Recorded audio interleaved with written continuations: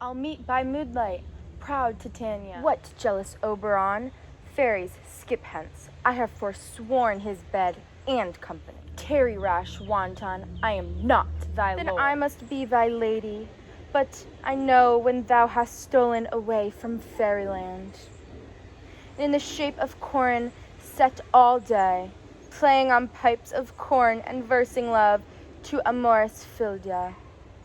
Why art thou come here? from that farthest steppe of India, but that forsooth the bouncing Amazon, your buskined mistress and your warrior love? To Theseus be wedded and you come, to give their bed joy and prosperity. How canst I thou thus for shame, Titania, knowing I now thy love to Theseus? Glance at my credit with Hippolyta. Didst thou not lead him through the glimmering night from Periguana, whom he ravished, and make him with fair Aegalus break his faith? With Ariadne and Antiope. These are the forgeries of jealousy, and never, since the middle of summer's spring, met we on hill, in dale, in forest, or mead, be paved fountain, or by rushy hook, or in the breached margent of the sea, to dance our ringlets to the whistling wind.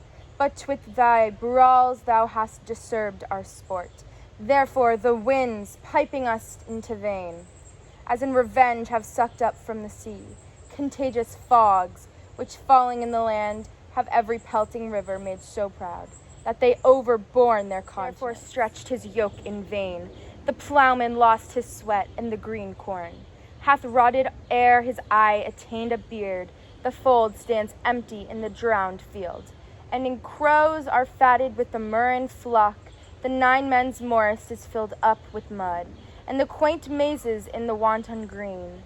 For the lack of treated and undistinguishable, the human mortals want their winter here. No right and night is now with him or carol blessed. Therefore the moon, the governess of floods, pale in her anger, washes in the air. The rheumatic diseases do abound, and thorough his distemperature we see. The seasons after, hoary-headed frosts fall in the fresh lap of the crimson rose, and on their eyes thin and icy crown, an odorous chaplet of sweet summer buds is in mockery set. The spring, the summer, the chilling autumn, angry winter change their wanton liveries and their mazed world. By their increase now knows not which is which, and this same progeny of evils come from our debate, from our dissension. We are the parents of the original. Act 2, Scene 1 starts off with Oberon's servant and Titania's servant meeting in the forest to discuss who gets the little Indian boy. Oberon's servant explains to Titania's servant that she should keep Titania out of Oberon's sight because he is very mad at her. This then leads into Titania and Oberon in the forest together, and they get into a huge argument. Oberon accuses Titania of loving Theseus, and then Titania accuses Oberon of loving Hippolyta, and that was their motive for coming to Athens before their wedding. Titania then sticks up for herself, which is the answer to what is your responsibility to yourself. Titania stands up to Oberon, who is the bigger male character, and fights for the little Indian boy, as well as herself and the other fairies in the play.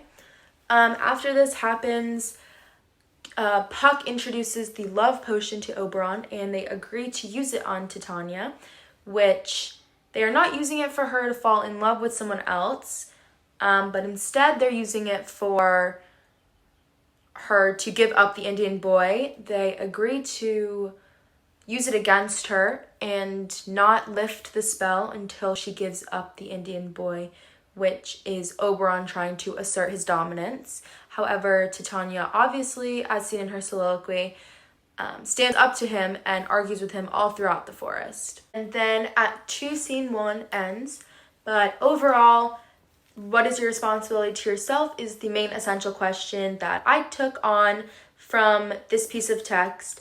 And the main example of this was Titania standing up for herself against a male character, which is definitely seen as a dominance role in this entire play.